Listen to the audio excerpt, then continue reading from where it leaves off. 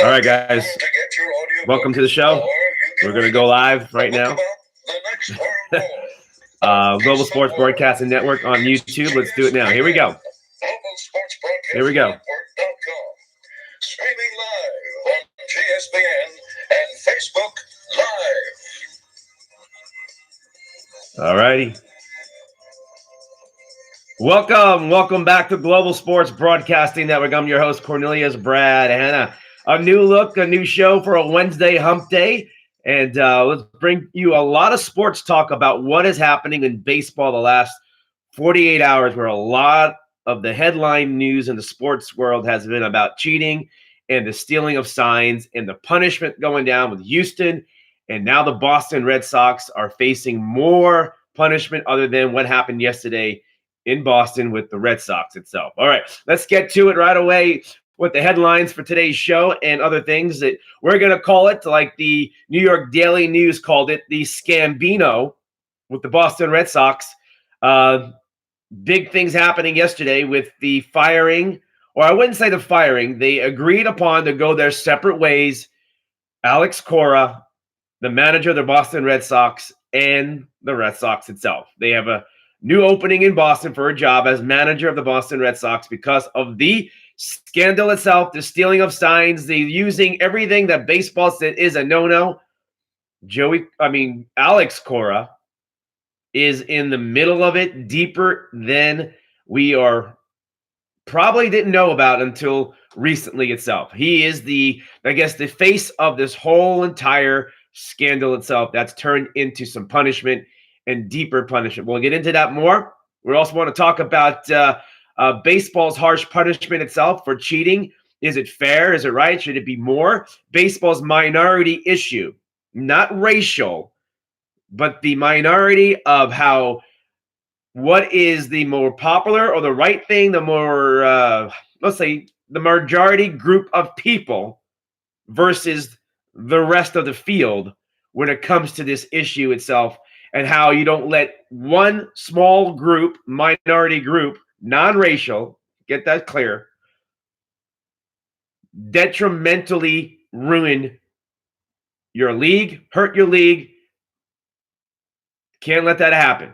You can't let something small. This is a democracy. This is how we work. This is how our country works and how businesses work too. Baseball took a big stand the last 48 hours, and more is coming down. Maybe even bigger than this. Could be a lot more. This could be like the steroid era where more people got exposed. All right. So the outrage of fans and former players and current players and managers and things like that. The owners getting involved a little bit. There's some disgruntled owners about this too. And also, is Mike Friers, is he the rat? There are people calling him the rat who stepped out, the former Astro player back in 2017, now the Oakland A's pitcher. Did he rat? Was this a rat, or is this something like, well, I made a call on this the other day. He's the Jose Canseco that just really opened the door up. It's been there. People knew this was a problem in baseball for the last few years with certain teams, especially the Astros.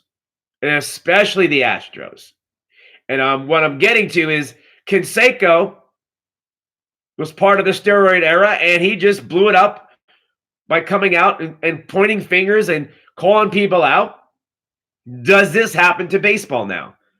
There are people trying to throw some weight around and say that other people are doing it, but it's not sticking. The mud's not sticking. We'll get into that. But is he a rat, Mike Friers? Was Jose Canseco a rat? My opinion, no. NFL football news, playoff championship weekend, and a lot of news about some players that are coming back to play ball and also retiring. We'll get into that. And the injury update for the NFL playoff championship weekend on Sunday. We'll kind of give you an update on what's going on this Wednesday, a hump day. Welcome to the show, everybody, on Global Sports Broadcasting Network on Hanna Time. This is the show. Your host, Cornelius Brad Hanna, coming to you live on YouTube, Facebook Live, and also Global Sports Broadcasting Network.com live stream. Check it out. And let's make sure that's popping. Okay, there we go. All right. I'm back. Let's get to it further in more detail. Let's talk about this Boston Red Sox. They made a statement yesterday. We met to discuss the commissioner's report with Alex Cora related to the Houston Astros investigation. This is a statement from the Red Sox. Given the findings in the commissioner's ruling, we have collectively decided that we would not be possible for Alex to effectively lead the club going forward, and we mutually agreed to part ways. Sounds like a firing to me, but a discussion was made. I think Alex probably just said, I'm out. This is not good, and he knows it too. There is a lot of proof about Alex, a lot of things that he said. I got a feeling Alex Cora believed what he was doing was, he knew it was wrong because they were told not to do things, but it was the new era in his mind. This is what I'm projecting from what I've read and seen a lot of his press conferences that he's had over the last few years, what I've seen. And with that being said, let's go further. All right. So Alex Cora out as a skipper of the Boston Red Sox from the sign-stealing scandal. This is the curse of the Scambino, as the New York Daily News puts it. Also about Alex Cora, just going back in time. When you think about what the Astros won their World Series in 2017, you think about what the Red Sox did in winning their World Series in 2018. Now, with all this coming out, there's a lot of skepticism and a lot of people wanting those championships to be taken away from the Red Sox. Not given to anybody, but take them away. If it's that big of a deal, then you need to do the right thing. Alex Cora and the Houston Astros, in a lot of people's minds, a lot of fans and former players and people in the industry itself said they stole the World Series.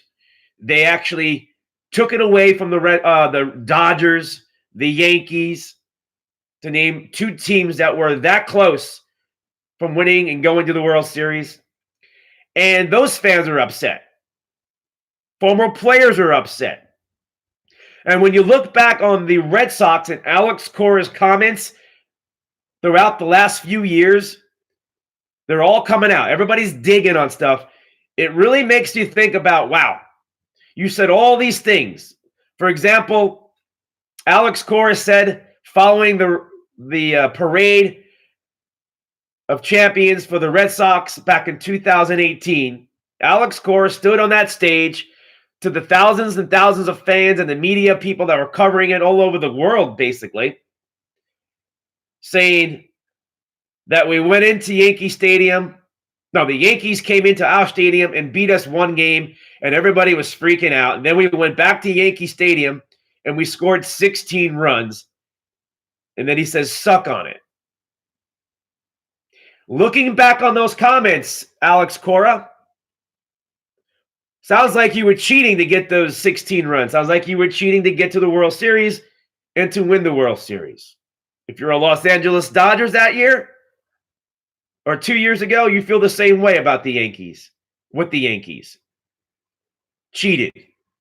That close, and now you wonder why. You know, there was a comment made that one pitch decided a lot of these games. One pitch and one big hit that the Red Sox would get or the Astros would get. Alex Cora also said this recently, last summer, following the Yankees-Red Sox London games in London. There is video and soundbite on this.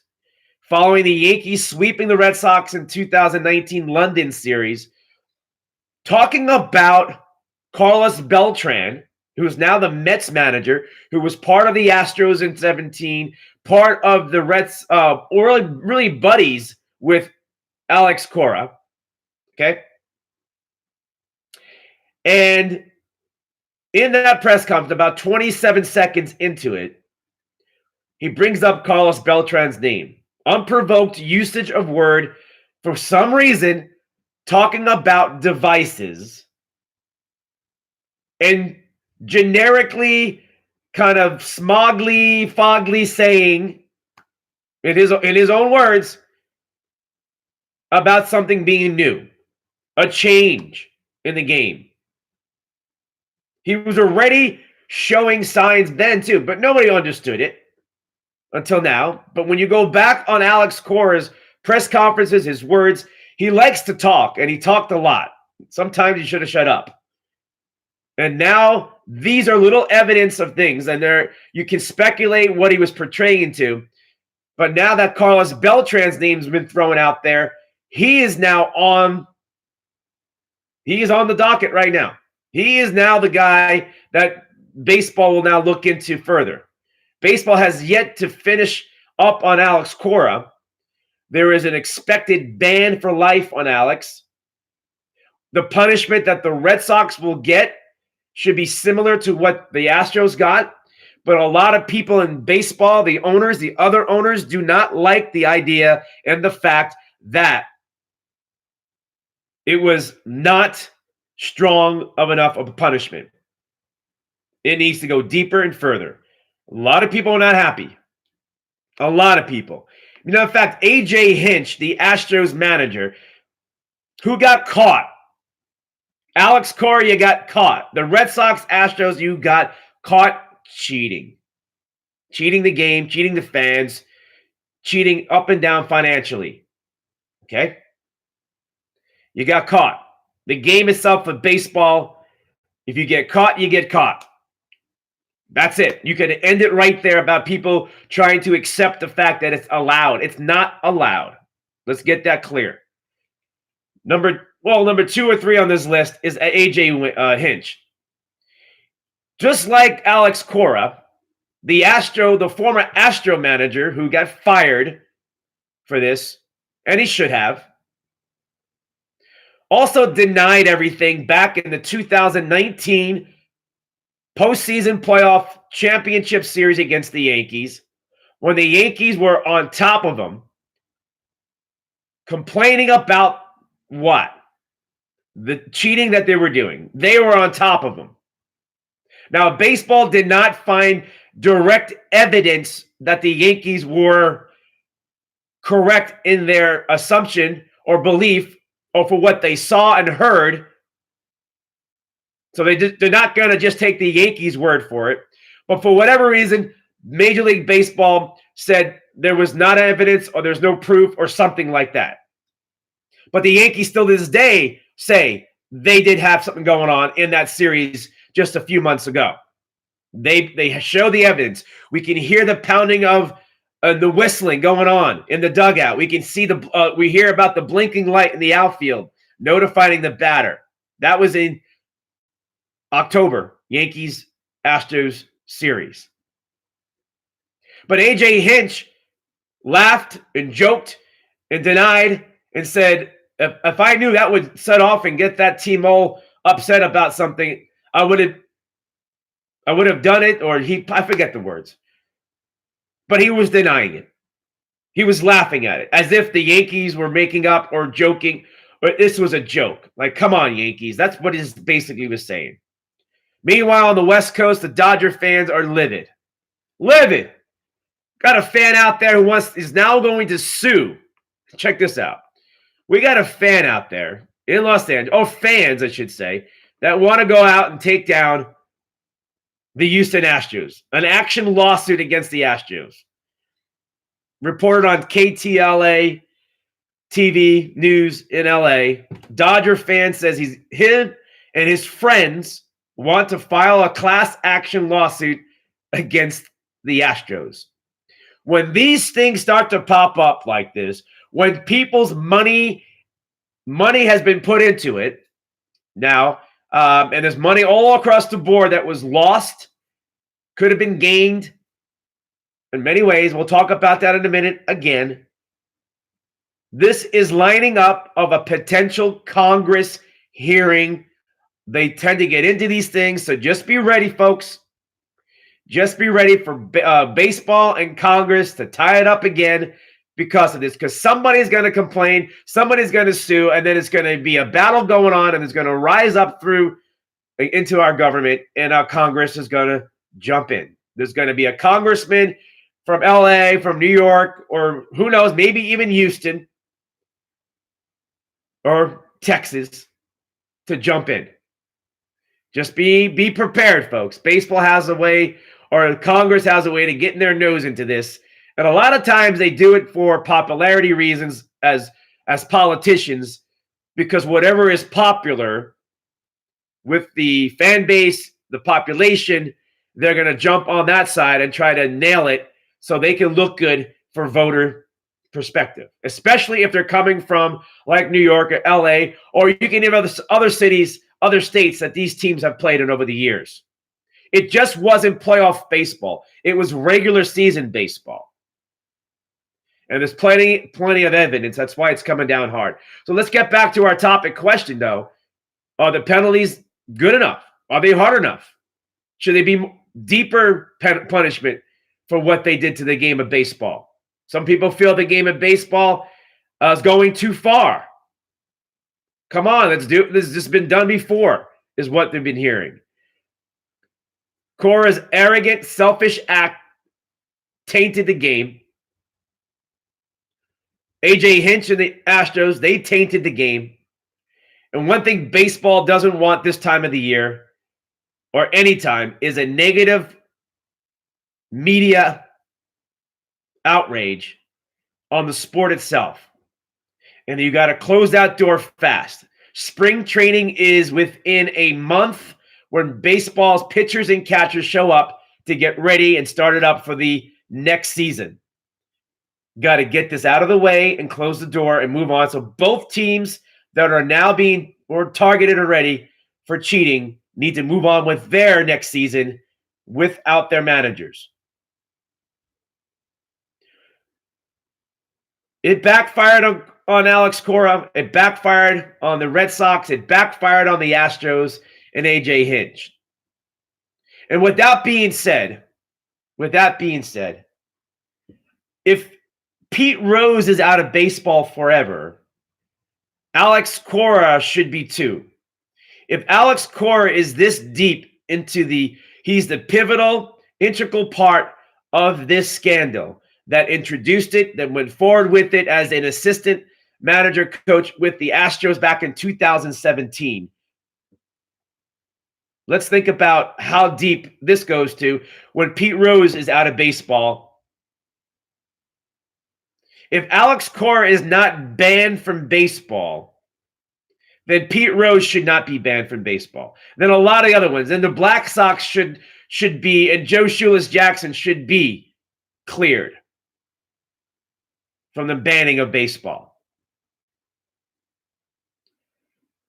I don't believe Pete Rose, if he's banned for baseball, if the integrity of the game was hurt. Like, I would support Pete Rose. I've worked with him in Las Vegas, and I love the guy. He's great. He's fun to talk to. I love talking baseball with Pete Rose. Talk baseball to Pete Rose. If you ever get the chance, just talk. He loves the game. And that's what hurts him the most. He truly loves the game. And if he ever gets in, it's probably because Alex Cora doesn't get banned. If he doesn't get banned, then Pete Rose deserves a chance to appeal or whatever to get into the Hall of Fame. Now, people can vote in Pete Rose into the Hall of Fame. That doesn't stop Major League Baseball, or Major League Baseball cannot stop Pete Rose to get into the Hall of Fame. The Hall of Fame is different. It's a museum. Okay? And that alone, those voters, those writers can still get him in. But the cloud still lingers. And this is a reminder through the Pete Rose experience, through the Mickey Mantle experience, through the Black Sox experience, through the steroid era experience of players being kicked out or shut out of baseball. Alex Cora has now entered that group. AJ Hinch is not banned. He probably should have been banned if Alex Cora is in the middle of it too. But his suspension would run out whenever baseball feels he deserves to come back. Does AJ Hinch have a chance to manage baseball again? Man, it's going to take a long time. I don't believe he'll ever manage again, and he shouldn't. He shouldn't. Any team that hires AJ Hinch made a mistake, makes a mistake. Alex Cora will probably be in Puerto Rico, working with baseball players in Puerto Rico, and that's where he's going to end up. His homeland, his beloved Puerto Rico, which is fine. He accepted his leaving the job as manager of the Boston Red Sox. I'm waiting for a statement from Alex Cora, waiting for more statements from the Red Sox and the Astros itself, and also the Carlos Beltran. The Carlos Beltran scenario is intriguing. The New York Mets have yet to speak. They have not made a statement about it. Anger is boiling over this a little bit too. Carlos Beltran is in a messy spot as the Astros scandal turns to the Mets a little bit now. And Carlos is he's the manager of the New York Mets. The Mets have nothing to do with this. But what happens to Carlos Beltran? Why is he so much in the middle of it? And again, he also denied it or basically sidestepped it and put it in a different way. Does he get suspended or fined? I don't believe he should be kicked out of baseball or anything like that. I think a suspension maybe during the season, like whatever, 20 games, whatever it may be, without pay, which hurts him hard, or he just gets fined a good dose of money. If Carlos Beltran is involved in this, like it all indicates, definitely needs to have some punishment. And Met fans may not like it if it affects him as manager, but you hired him. And I don't know if you knew about it, but that's the case. The comical part of this too, and it's sad to say, but players are now distancing themselves from former players of the Astro or Astro players, current Astro players who are involved in this. What's going to happen to the Boston Red Sox players? Did Mookie Betts really have an MVP-like year? Right? Those great hitting players of the Red Sox the last few years, what was really going on? Were they really that good? Because they played better, they had better numbers, they had career years. Guys like Steve Pearce, who is the guy's been on like half the teams in baseball. He's a journeyman. He's been all over baseball. But for some reason, this guy's an MVP of a World Series and hitting lights out of the ball. How does that happen? Because he knows what pitch is coming. You can look at some strange occurrences.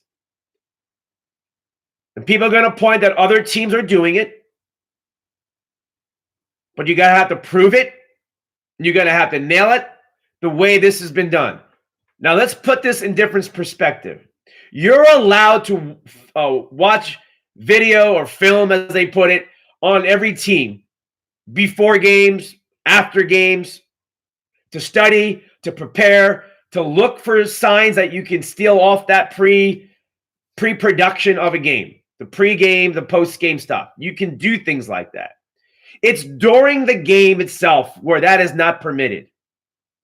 And that's where the Red Sox and the Astros didn't care, kept pushing it, were warned by the iWatch itself with the Red Sox, and things went sour really quick for them.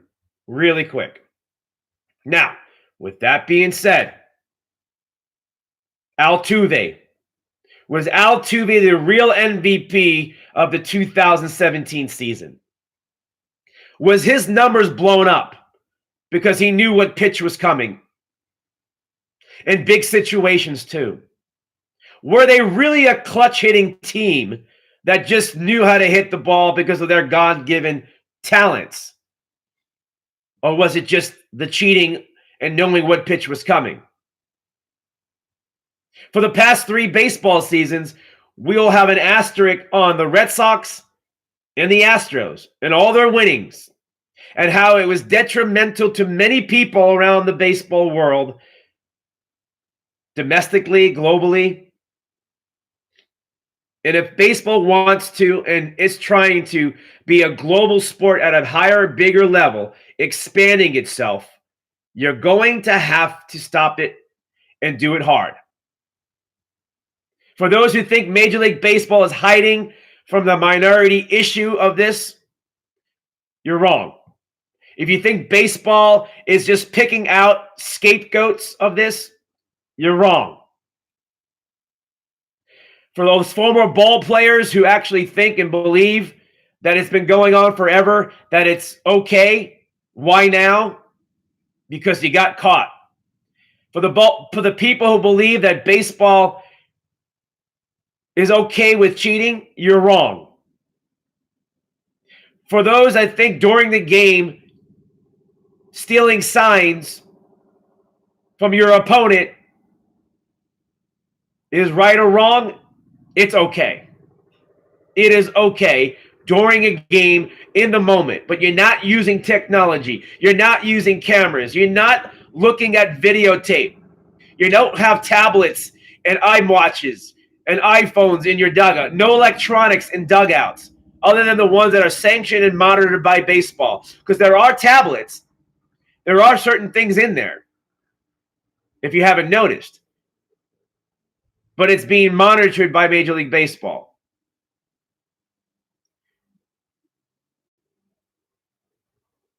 People feel like baseball is turning the other way from the other teams and players around the league. If this is true, it'll come out. But you have to have the proof. The Red Sox and the Astros had a lot of evidence against them. Evidence. Not people saying what, or did you know this, or I saw this. Okay, those are witnesses, but you got to have proof of it. You just can't say things without proof. We'll see how further this gets. We'll see how far it gets with other teams or players involved. Or does baseball just wants to nail this and put the big message out there is stop. Stop this. If it's any of you doing this, you got to stop. We're not allowing this to be part of the game during the game where you're electronically manipulating and unbalancing the game itself. But you're doing it when you're standing on second base and looking at the catcher's sign and seeing what pitch is coming. I get that. That is part of the game. They do it in all sports. Every sport does this during the game, but it's not electronically done. Baseball doesn't want that, but they're using it. They're using it after the game and before the game. But there is a gray spot, a very fine gray spot, and that is this. With baseball and other sports, you're allowed during the game to look and study maybe how you were batting the last time, how you were hitting. So you can look at game film during the game of what things that you may have done wrong. Maybe your swing was coming up too high, or your arms or your hands were dropping, or you weren't extending your stride, or you weren't leaning back, or whatever it is about hitting. Your head was turned the wrong way, or you didn't open up far enough. Whatever it is about the art of hitting, you're allowed to, during the game, to look at those integral parts of the game. That's because it's for you as an athlete to get the best that you can do so you can compete. But when you start looking and going beyond that, crossing the lines of stealing and looking at things, problem. Now, baseball needs to make a bigger stand. They need to be hiring more officials in dugouts, more officials around the dugouts, in the hallways, by the locker rooms, in the locker rooms, all access, monitoring cameras all over the stadium. The National Football League is awesome when it comes to monitoring everything on the sidelines and up in the press box. That's why the recent Patriot scandal is because somebody noticed that up in the press box of what the camera was doing. So football, the NFL does a great job of that, and they are strict. They're all over the place. They watch you and are looking for devices and things that can actually end up benefiting and cheating. Now, if you want to see with your eyes and use your brain at that same moment, if you can do it, that's fine. That's eye, hear, see. The human senses are fine, right? If you can do it that way, it's okay. All sports understand that. That's not cheating in that way. But when you start going electronics, devices, and bringing that part into the game, the technology part of it, during the game, and spying on your opposing team, that's not allowed. And we got to make that clear. You cannot let the minority issue of a certain few to get away with this and accept it or say, okay, don't do it again. You're going to have to pay us $100,000 fine, but don't do it again. That's a slap on the hand. Baseball didn't do that. A little harder, a lot harder, but some people, like other owners, feel that the owners of the Red Sox, the owners of the Astros should be hit harder. They feel that the draft picks that were taken away from the Astros was not enough. There are owners not happy that the owners of the Astros and now the Red Sox may be getting away with a little too much. Got away with a little too much. Got to come down harder on these owners. It's not just the managers and the general managers and whoever's involved. It starts from the top. And you have to own that part of it because you are the owner. But the minority issue of a few in this group, whoever it is, even if it's another team or two, you got to stop it. From yesterday, I had GSBN insider Al Zayat's comments, and I'm going to read it to you one more time. The view on this whole matter is more about financial and integrity. The financial part of the sport, the game, it would have been a disaster or could be a disaster if baseball does not do the right thing. From the lost revenue, the lost gates, the food, etc., the concessions of the teams who lost playoff berths and the extensions to the little guys or who got shortchanged, might having those tips, about how about the player who doesn't get that benefit or did not have the sign stealing to upgrade their game. So you got a player who is like steroid use and hitting home runs like Brady Anderson, like Luis Gonzalez. Guy's hitting 50 home runs. Never saw it before, never saw it again.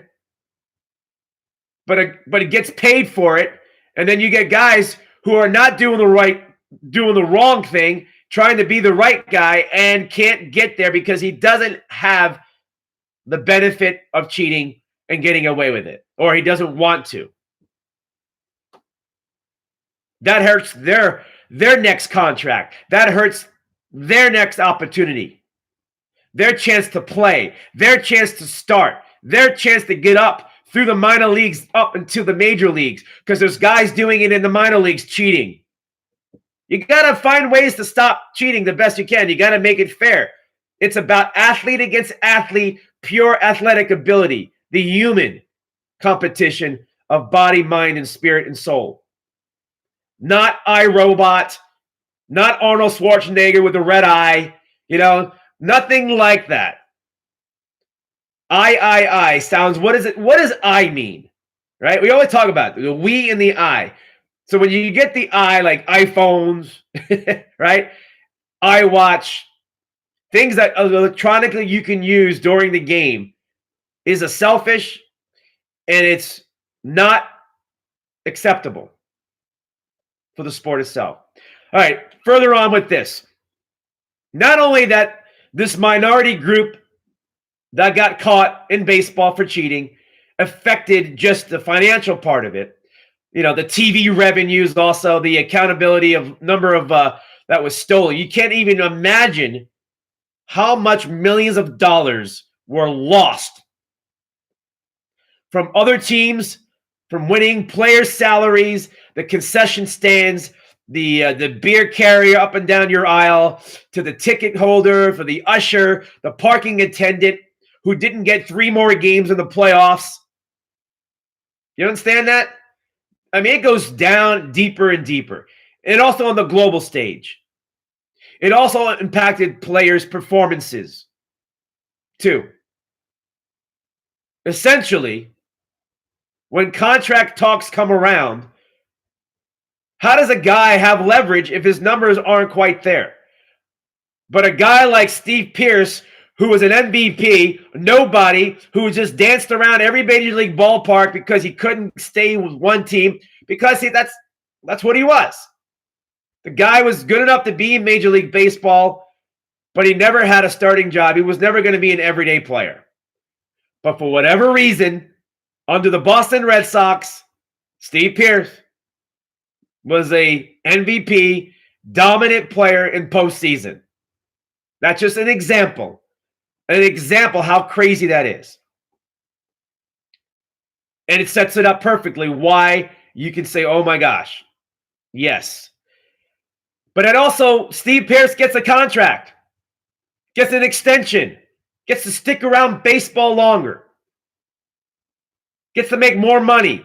But there's a guy in the minor leagues that is trying to become a first baseman, or at least a DH, or at least play a backup in the outfield that's looking for a roster spot,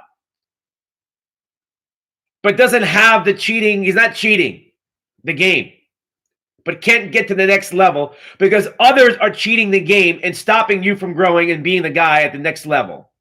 Is that fair? No, it's not. Not fair at all. More about this. I don't think I've been very happy as a player, though. This is from Alzay at GSBN, whoever dinging my performance, messing around with it. That's from a baseball player's perspective. I'm not cheating. There was one major issue, though, that he says, not spoken about, not as of yet until yesterday when we talked about it, and today, that baseball's future is always about integrity and growing the sport. Major League Baseball is gradually expanding itself globally from Asia, South America, Mexico, right? We see games in Japan. We're having games in London. People in London didn't even know what the game was. There were people who went to see that Yankees-Red Sox series in London and were getting frustrated because they quite couldn't understand the game. Some people loved it. Some people, it was the beginning of a new opportunity for the UK to see a new sport that looks similar to the game of cricket. In Australia, they love baseball. They're playing baseball right now in their major professional leagues in Australia. It is global. Baseball is more global than you imagined. But to contain and maintain its integrity, its financial part of it is valuable for their future. Baseball's future won't be able to prosper. Their franchises expanding. Think about this. Think about their baseball hats, their jerseys being sold all over the world. If your integrity of the game is not in place, where do you get the respect globally? If it's junkyard, mafia run, mob type of hits, where on the game itself, where you can do as you please because of a small minority group doing bad things for the game, and you don't do anything about it, then it grows bigger. It expands. More people do it, and all of a sudden, you're not going to have a pitcher on the pitcher's mound. You're not going to have anybody pitching the ball because it's useless when you're going to be cheating, or at least at that point, you're allowed to get away with, or whatever it is, knowing what pitch is coming. And then the game becomes what? 25-21 is the final score. It becomes a softball game, slow pitch, lob pitch, men's softball league, where guys can hit a home run, and you're only going to be allowed to hit 5 home runs per game because every guy on that staff, on that roster, can hit a home run and knock it out because you know what pitch is coming. That's what baseball would end up like. It is going to be men's softball, slow pitch, lob pitch. You don't even have to be in shape. You just got to be a big dude that can smack it. Baseball 2030. That's what you want, right? Am I exaggerating? I don't believe I'm exaggerating. Because if you allow the sport to lose hold of this and not control the cheating aspect of the game, the integrity, then you're allowing, it's pitching against hitting. Think about that. That is the beautiful part of baseball. It is the most beautiful part of baseball is pitching against the hitter, pitcher versus batter. That is the focus of the game. It's right on it. And you're going to destroy that because you're going to allow to every team to know what pitch is coming and allow people to knock and whistle and use blinking lights to notify the batter what pitch is coming. I'm not exaggerating. I'm not too far ahead. I believe this is the problem that baseball knew and understood, that you can't let this get too far. It's got to stop hard and furious, and it did. And I think it'll be more if people actually try it again. I don't think anybody should. The rules are in place. Penalties need to be enforced. Baseball is finally doing that. They knew about this. This is the hard thing about it. Baseball heard about these rumors for a few years and never investigated enough. They found no evidence, they said. They found no. And then Mike Friers shows up, the former Astro pitcher, and he says they were doing it. And it, boom, the Canseco effect hit, and here it comes. Here it comes. Unbelievable. But we all knew it was there. We heard about it. Players knew about it. Coaches, general managers heard about this. Knew it, saw it. Unbelievable. But baseball now has to do something about it. See, baseball, I think, was turning its cheek on that. When people say that you're making them out to be a scapegoat, I believe that baseball was actually not taking care of it when it should have been taken care of. And I believe now that it's been blown up in a big negative news media, social media, that it is now forcing them to do a big, hard hit and stopping this. Because if Mike Friers doesn't speak out, doesn't become a problem, then baseball doesn't care. But the Yankees and the Dodgers and other teams around the league, like Farquhar, the pitcher for the White Sox at the time, who literally stopped in his pitching on the mound because he heard the banging sound coming from the Astros dugout. It wasn't just the Yankees and the Astros. It was league-wide known. And to be ready, to make sure you change your signals constantly because they're always watching you. But baseball didn't do anything about it. Now they have to, because now it's a big issue. Now it's top story. Now it gets to the point that even Congress can probably step in at some weird point, which I hope they don't, and I hope they just keep them out. Congress just screws things up anyway. More about this in this comment and statement from Al Zayat, Baseball Insider. The issue of minority issue should not be the one at all as Major League Baseball. You understand that? It should not be all. It is not for all.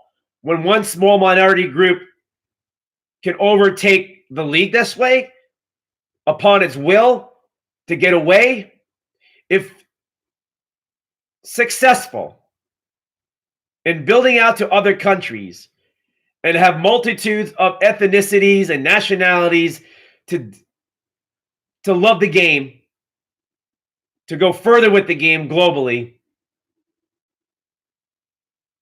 you had to do this. It had to get done. And some people don't like it. But one person who's really upset, is CC Sabathia, who recently retired, who was trying to get one more World Series victory, a win, championship. He said this, "It's weird, like it changes all the time." During an appearance on Showtime's Inside the NFL, CC Sabathia, the baseball pitcher who just retired, said this, "When I first heard of it, I was upset. And then an investigation went on. And I was like, well, we can't go back and play the games." But as more information started to come out, I'm like, we played 7-game series in 2017 in the ALCS, and we lost really on kind of like one pitch. And it's the truth. As everything been coming out and more facts that we get, it's getting frustrating to sit here and know that late in my career, I could have had a title maybe in 2017 or even in 2018. But we got cheated out of a team kind of doing something that is not within the rules of the game. Boston and Houston. CC Sabathia, 39 years old, retired last season after 19 major league career years, 11 with the Yankees. Has since taken a job as a special advisor to the New York Yankees at this point. But he's right. And so are the Dodger fans and the Dodger players. So are the other teams around the league, not knowing how far you could have gotten. Maybe somebody could have won the division over the Astros. Now, some people will say, well, the Red Sox got destroyed this year, and the Yankees just kicked their butt, and maybe the Yankees were doing it. Well, for one, the guys in the Yankee uniforms that did well during the season did not perform at a high level in postseason. Let's put that on paper. Let's get that recorded. Okay, I heard a name of Gio Urshela, who had a great regular season, but during the postseason, he wasn't hitting the ball the way he was. Just saying, folks, you got to look back at that too. But for the Boston Red Sox and the Houston Astros, is their championship tainted? Yes. Should it be taken away? Some people say yes. Should be taken away. All right, guys, let me see some of your comments right now. I've been going off on it for quite some time, okay? I'm going to talk some football here in a second, okay? I got Todd. I got Joe in the house.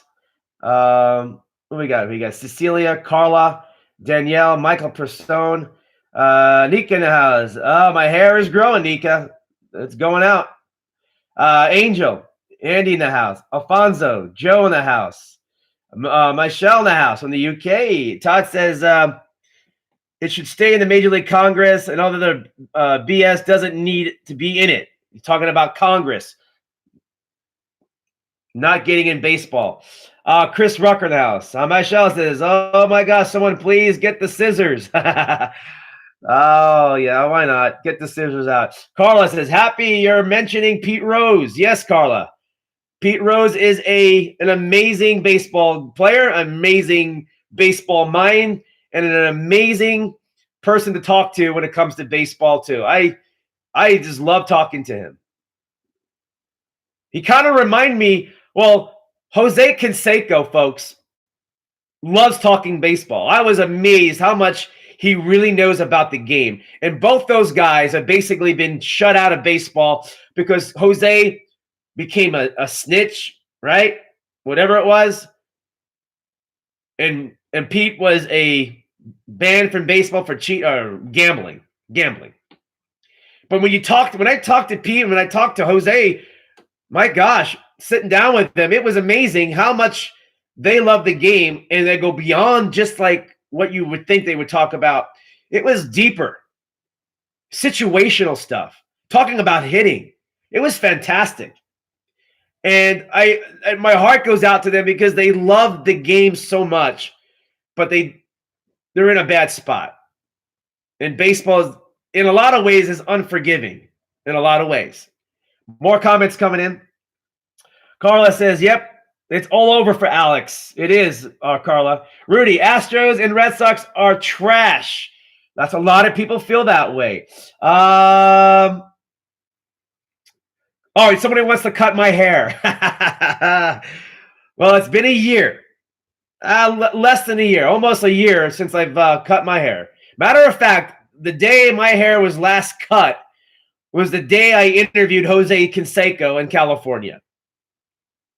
That was the last time my hair was cut. So that was back in February. So it is what it is. Albert in the house. Jonathan in the house. Ernesto in the house. Edith in the house. Altuve. This is Todd. Altuve, new or not? That's a good question, but still a good baseball player. Altuve is a great baseball player. And there's a lot of great baseball players. But when you get an advantage, Todd, to know what pitch is coming, then you get put upon the highest level of elite stuff. And that's where we don't know if Altuve could ever be that way. We gave him a lot of praise of being a small player with great power. Think about that. Great power, who can just hit the ball anywhere. Now we question that. We need to question Altuve. We need to question Springer, Bregman, Correa. We need to question the great ones that they had in Houston, have in Houston. You can't ignore it. You cannot ignore it. It's like you're an average player, but you get an advantage of knowing what pitch is coming, and then you become an average player to an all-star. All-star player, nice numbers, made the all-star here and there, very effective guy, maybe 80, 90 RBIs a year. Good man, good ball player. Then he knows what pitch is coming, and all of a sudden 120 RBIs, boom. MVP-like or conversational like this is, oh, what a great year he's having. That's what happens when you know. That's why when steroid would hit and baseball was all over, just chaotic about it. Yes, you still have to see the ball and hit the ball. But when you're hitting 30 home runs and it goes to 50, that's because of steroids. Barry Bonds was a great ball player. We will never deny Barry Bonds of being a great ball player. But the numbers he put up,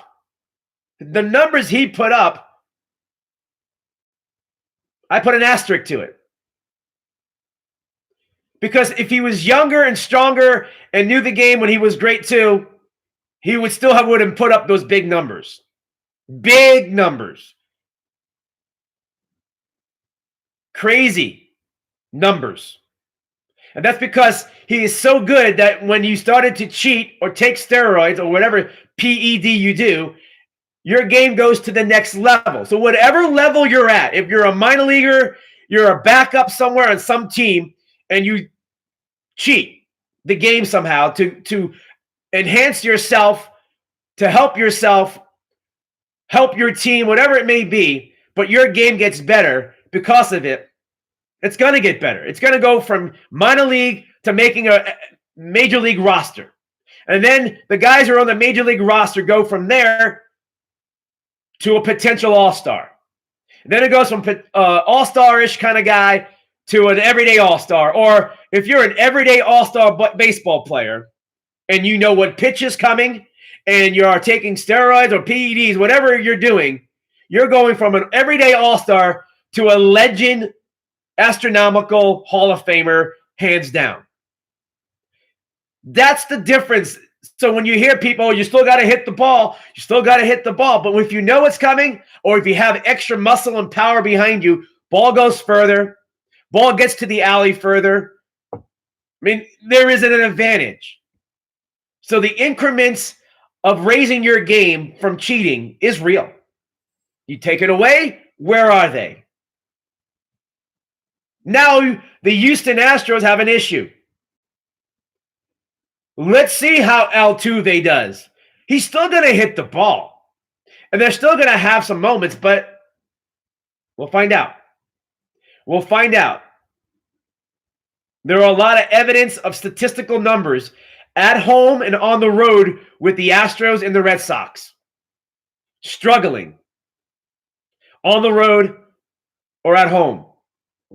The Boston Red Sox, you say, well, the Yankees destroyed us and the Yankees won the division. We were horrible. We weren't using it.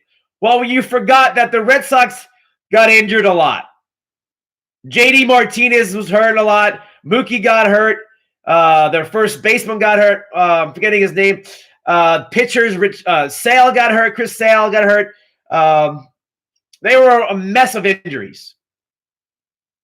It destroyed them.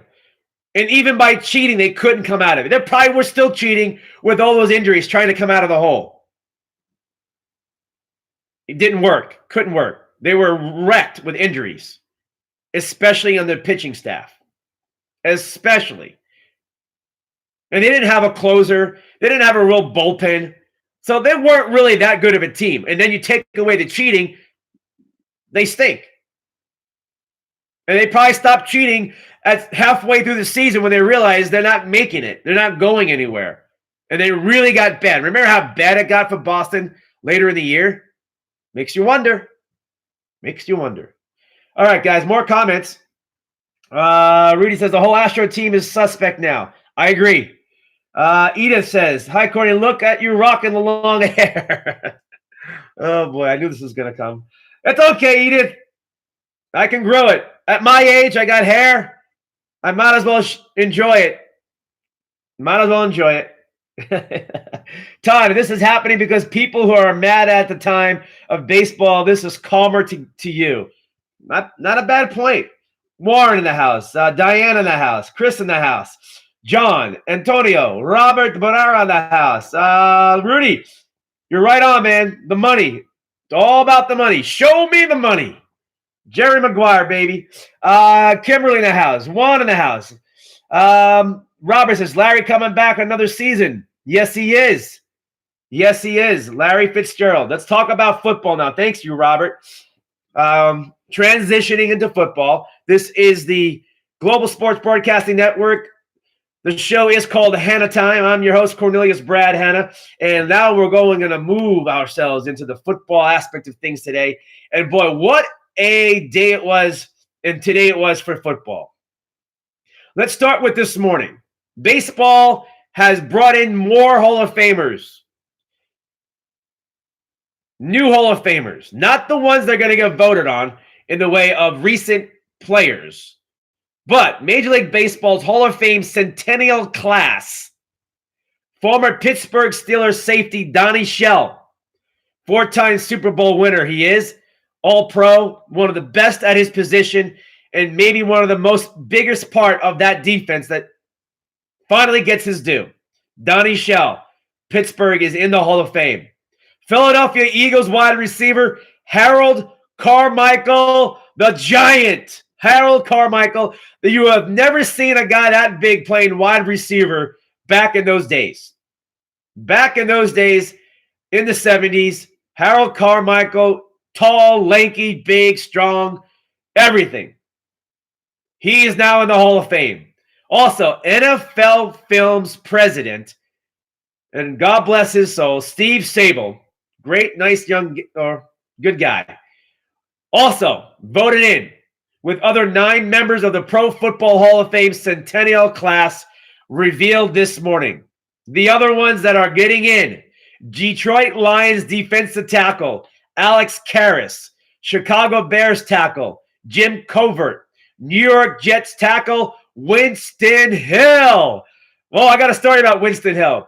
Also, Duke Slater, one of the NFL's first black players. Duke Slater gets into the Hall of Fame.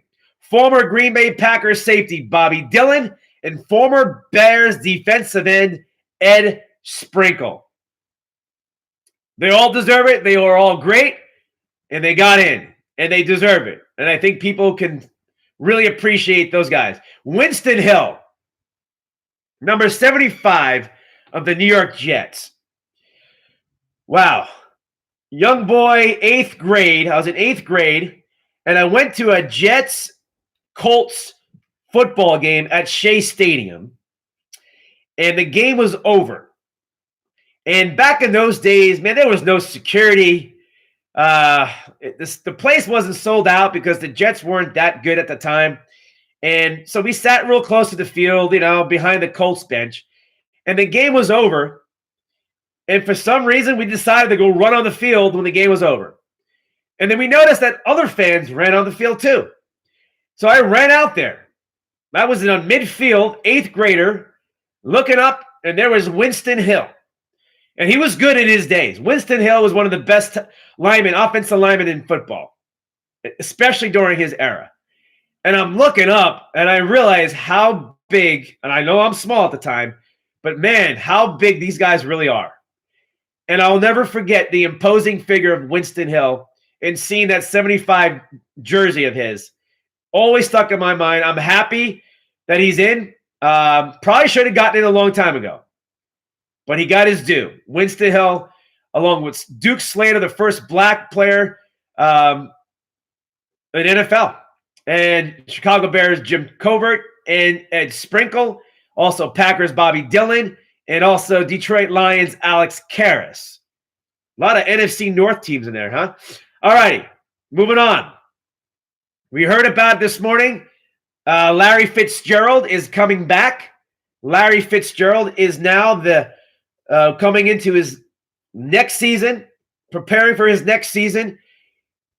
A statement coming out from the Arizona Cardinals saying that Fitzgerald walked in the sunset and he has opted to sign a 1-year, $11 million deal. $11 million. The Hall of Famer, future Hall of Famer, veteran, reportedly really enjoyed a culture under Cliff Kingsbury and continued to mentor the Cardinal young receivers as a veteran. He took the $11 million 1-year deal, and he enjoyed his time under Cliff Kingsbury and working with the young receivers. That's a good sign. That's a sign that this guy may want to stick around another year.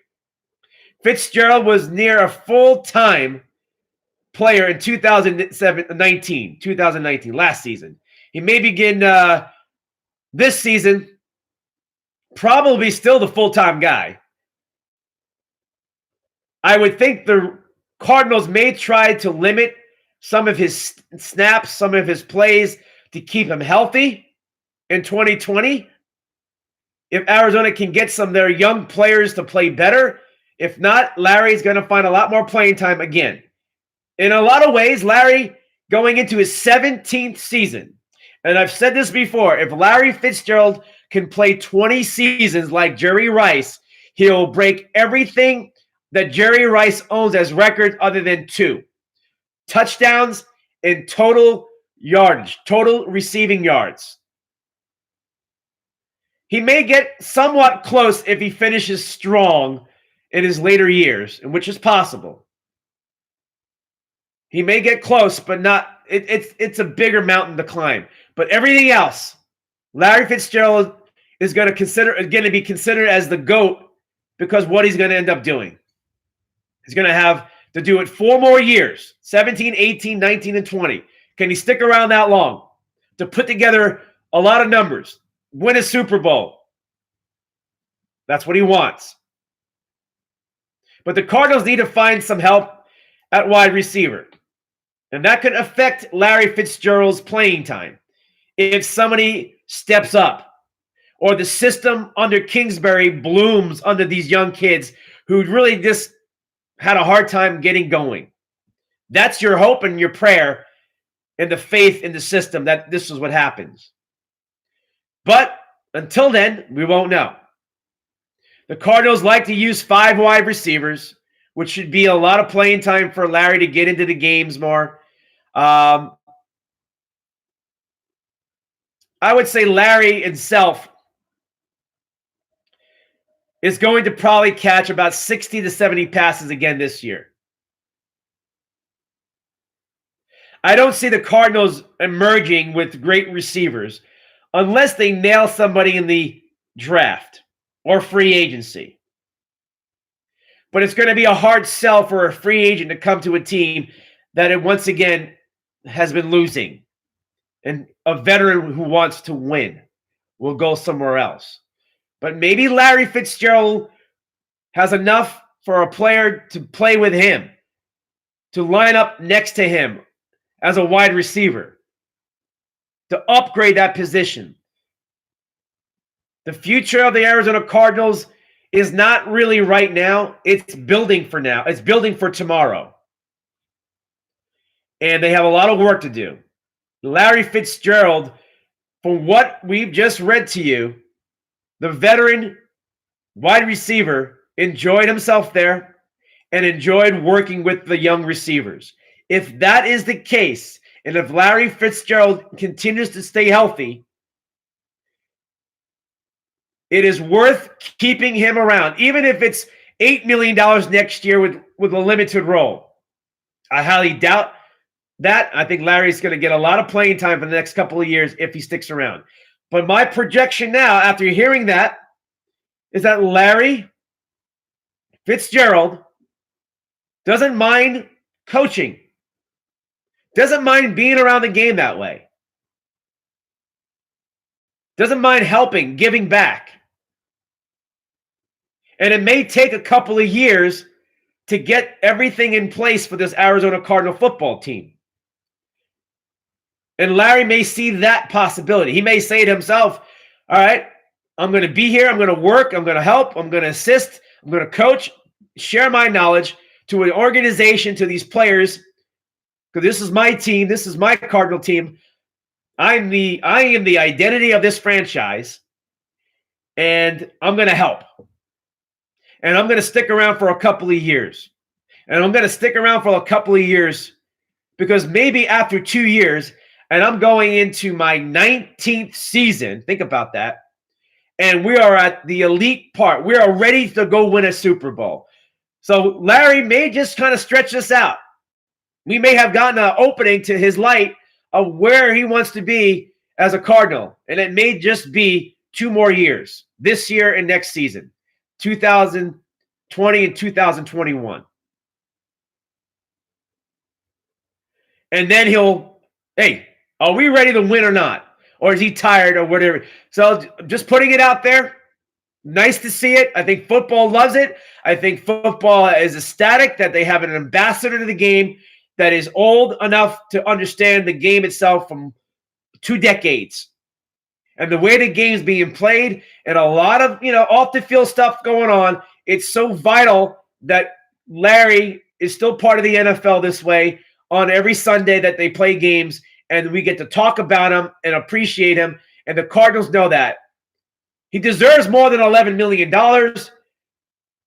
but it is what it is. It is what it is. So, Larry, welcome back to the desert. Larry Christmas will return 1 more year. The Redskins hire quarterbacks coach Ken Zampese. More news around the NFL. Luke Kuechly, the linebacker of the Panthers, 28-year-old, fantastic, one of the best linebackers that we've seen in this era, is retiring. Too many concussions.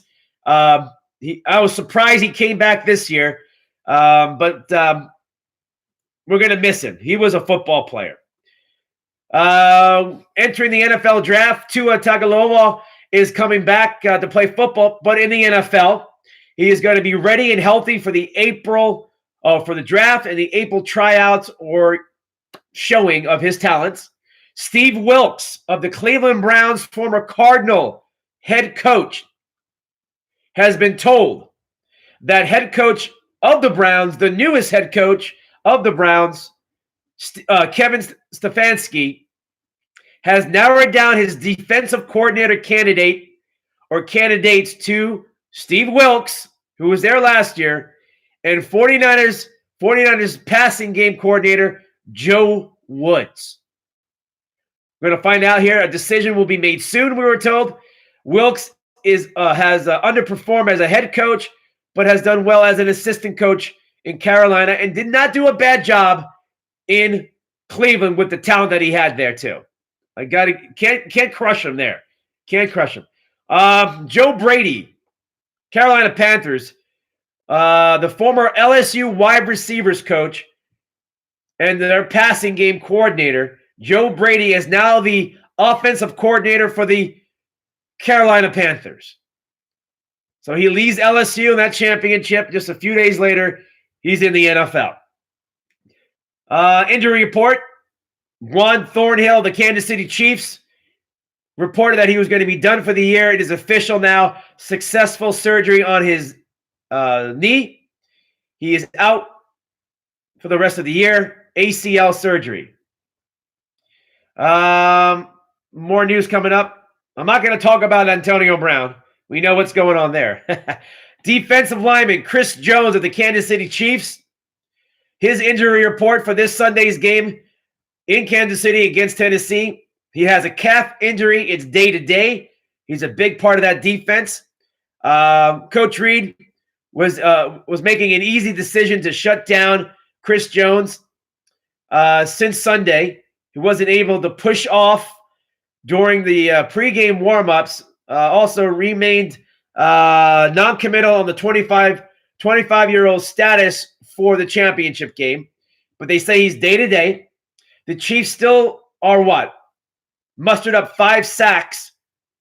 But Jones, pending his availability, would provide a huge step forward in limiting Ryan Tannehill's mobility and clean pocket, because Ryan Tannehill has been playing big-time football for the last 6 weeks or 7 weeks. This guy has been balling. He's not getting a lot of credit, and I say be very careful, because I think Tannehill is my gosh, the guy is Super Bowl ready. He is Super Bowl ready. Andrew Berry, Eagles. Ian Rappaport of NFL Network says that the Eagles Vice President of Football Operations, Andrew Berry, will interview for the Browns general manager position. Good luck to him. Also in the news, Jaguars fired offensive coordinator Jan.15, if you haven't heard that news yet. And that's about it. More news with the Packers. Nothing on the injury report. So right now, no major injuries being reported around the NFL. I'm going to check one more place to make sure. But with that being said, we're going to get a big report after today. So the teams are going to practice. We're going to know who's practicing, who's day-to-day, who was limited, who didn't practice, and why they didn't practice for Sunday's championship games for the NFL. The winner goes on to the Super Bowl. Okay. That being said, no major news other than what we just talked about. Congratulations to the newest members of the Hall of Fame, Pro Football Hall of Fame, and welcome back to the NFL, Larry Fitzgerald. Did you ever leave? Will you ever leave? I don't think so. I think Larry is a lifer. He's a lifer. All right, more comments coming in. Mookie Betts miraculously turned around a very suspect guy, right? I would see. We're going to watch Mookie. I know he's very talented. He's got a strong arm. He's good. He's a great fielder. He can hit the ball, but let's see. Let's see how things play out with the Red Sox and Astros players without the cheating aspect involved. Donnie Wiseman in the house, Sean Mack in the house, Andy in the house, Annette in the house, CB in the house, Richard in the house, Dwayne in the house, Wilson Valenti in the house, and Dan Bond in the house. Welcome, guys. Thank you for popping in. And also right on YouTube itself. I appreciate it. I'm throwing down the long hair, dropping it. The new year, it's out. I hope you like it. If you don't, I don't care. I like it for now. You go with the flow. And right now I'm flowing. I'm flowing. All right, guys. We're going to wrap it up for you. I enjoyed today's show.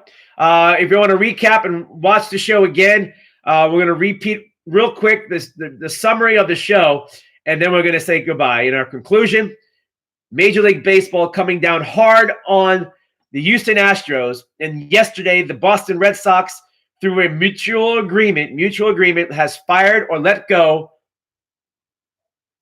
their manager, Alex Cora.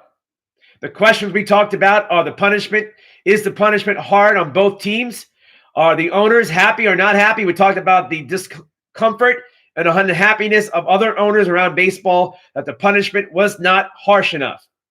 Former players speaking out that they're just making these teams and players and coaches scapegoats, detrimental to the game in that aspect. But other players are saying, other people saying, no, it had to get done. It wasn't right. It wasn't fair. It was cheating. Is Mike Friers a rat? Is he being called out as being a rat? We talked about that. And NFL, the latest news, the injury update that I gave you, and the Hall of Famers, the newest members of the Hall of Fame itself, too. We talked about Pete Rose. We talked about Jose Canseco. We talked about baseball's integrity and baseball's financial future and the expansion of the game itself, where it's going to be 10 years from now. What has gone on the last 48 hours is the reason, one of the bigger reasons why it had to happen this way. Baseball knew about this a few years ago, but never did anything about it.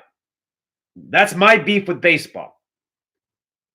But now that it's out of the hat and people have spoken and there's more about it and they knew this was there, but now that everybody knows and it's a big story, baseball now has to make sure it's over and they stop it and make the message strong that this is not tolerated.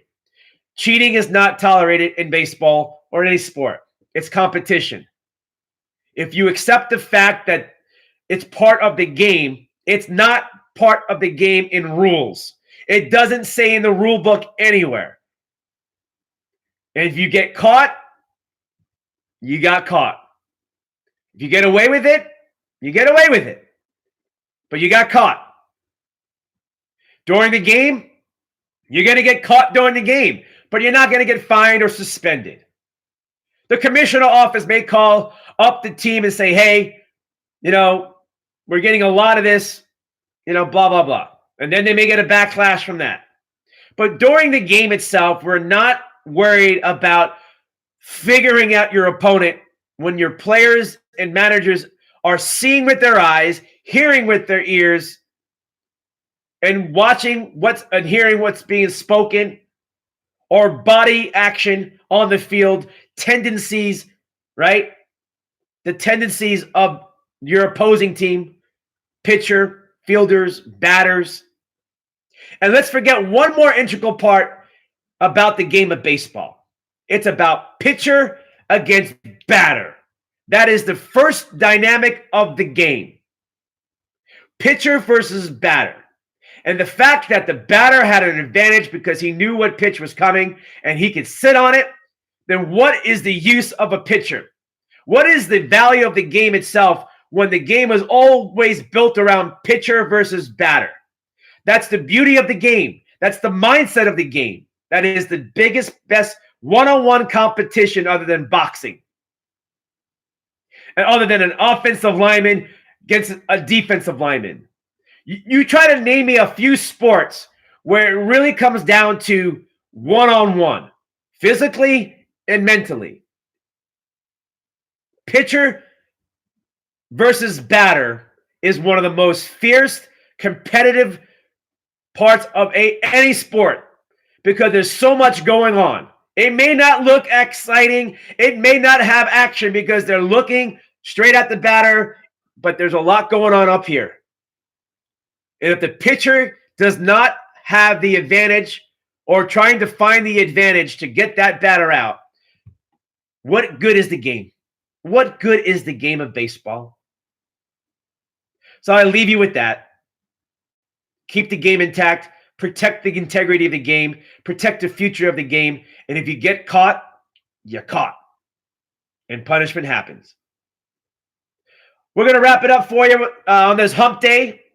This exciting hump day here at Global Sports Broadcasting Network. We will be back tomorrow on a Thirsty Thursday right here on YouTube, globalsportsbroadcastingnetwork.com, and Facebook Live. I am Cornelius Brad Hanna. This is Hanna Time. Hanna Time brought to you every day, Monday through Friday, globally around the world.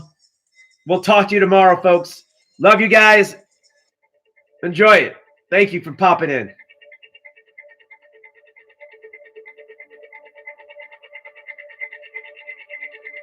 All right, YouTubers. I appreciate it, guys. Thank you. Love you.